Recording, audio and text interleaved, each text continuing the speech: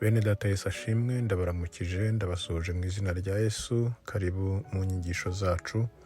Turakiga ku byerekeranye no kwihana nk'umukristo, nk'itangiriro ryo kuba umukristo nyawe.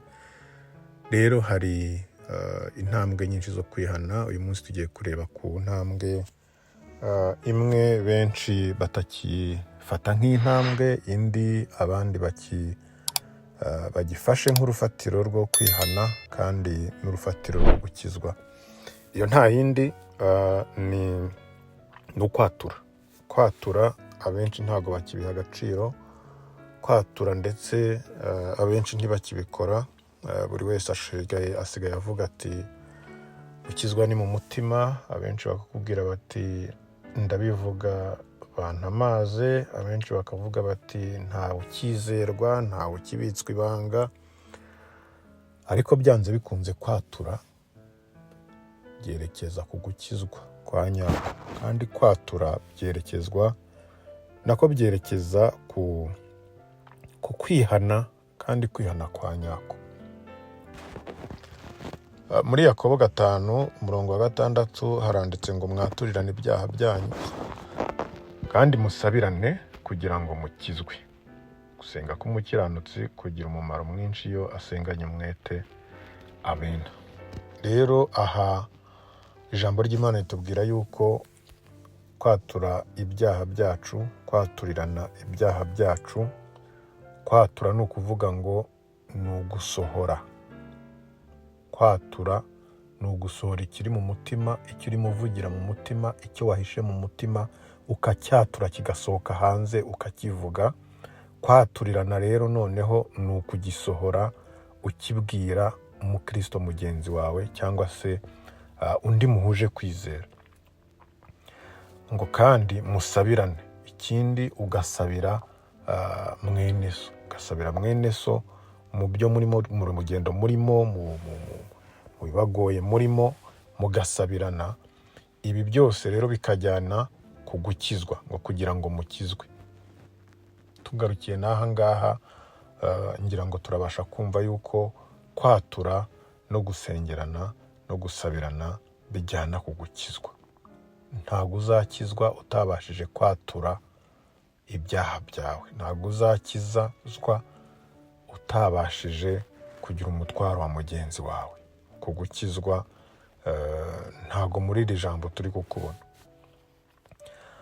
Mu minsi yashize cyangwa se mu myaka yashize hakiriho ububyutse, njye mfata ko ariho hari hakiriho ububyutse, wajyaga kwinjira mu cyumba cy'amasengesho cyangwa kwinjira ahantu koko wumva yuko ugiye gusenga, ugiye kwihererana n'Imana, ukabanza ukiherera ahantu ukatura ibyaha byawe, ukatura ibyo wiriwemo, ukatura ibyo umazemo iminsi.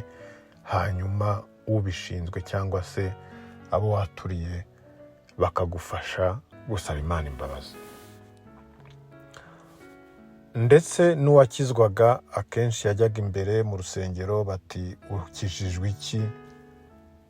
Hakaba n'igihe batagomba no kubimubaza, ahubwo akaza arira avuga ibyo yari arimo, asaba abashumba ngo bamufashe gusaba Imana imbabazi akizwe. Ibyo narabibonye n'amaso yanjye. Ariko iyi minsi ntabyo nkibona. Sinzi niyo iyi minsi nawe hari ibyo ubona, ahubwo winjira mu cyumba ugasanga biragiye, hashize akanya abantu batangiye kurondorwa. Ukumva hari n'uwo barondora ngo hano harimo umurozi, hano harimo umuntu waje kuroga. Ukumva hari uwo barondoye bati hano harimo umuntu watwaye umugabo w'abandi, hano hari umuntu watwaye umugore w'abandi, hano hari umuntu Imana uri gutuma Imana itatwishimira. Ukibaza ese aba bantu baba baje gusenga bazi ikibazanye? Ese kuko baba baje gushaka Imana cyangwa ibintu byarivanze? Yesu nashimwe.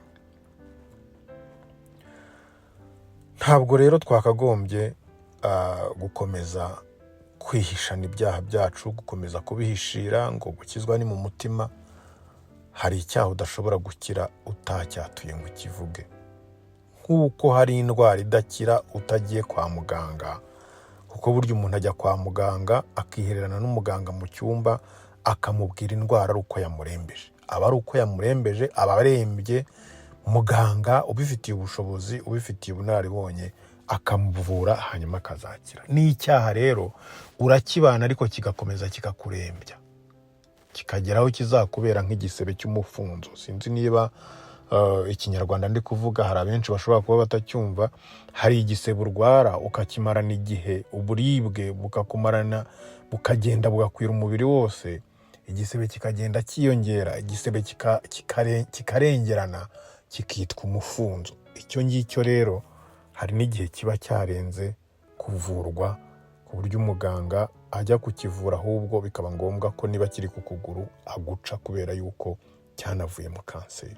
N'icyaha rero ni uko gikomeza kikamunga ubuzima bwo mu mwuka, kikakumunga kugeza aho birenze n'aho baguca igice cy'umubiri nk'uko twari tubibonye, ahubwo bikageraho ugera mu rupfu.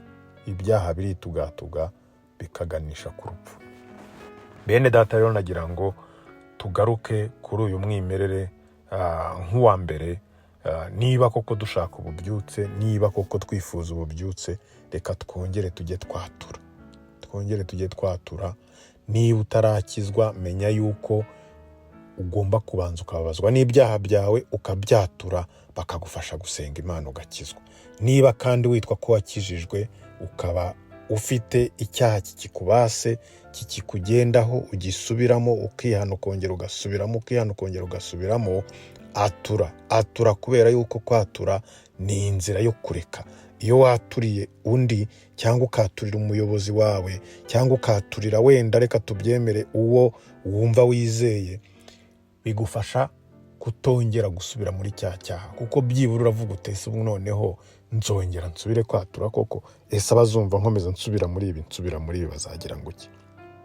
Iyi ikaba inzira igufasha kureka icyo cyaha cyakubase.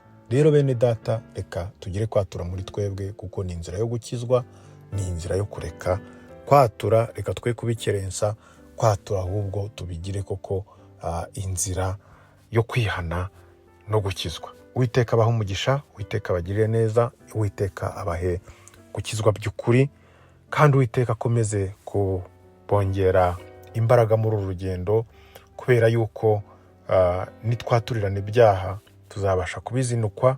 Nitwaturirana ibyaha kandi Yesu wadupfiriye azatubabarira, kandi arushaho kuduha imbaraga noneho zo kureka ibyatubase, kugira ngo dukomeze tube mu nzira nziza igana mu bugingo bihoraho. Uwiteka rero abahe umugisha, kandi abahe kwatura no kwihana kujyana ku kureka, kuko gukira indwara, ujya gukira indwara mu Kinyarwanda baravuga ngo arayirata. Reka rero twature ibyo ngibyo bitubase, tubase gukizwa by'ukuri. Nibyo mbifuriza mu izina rya Yesu Kristo umwami wacu. Amen.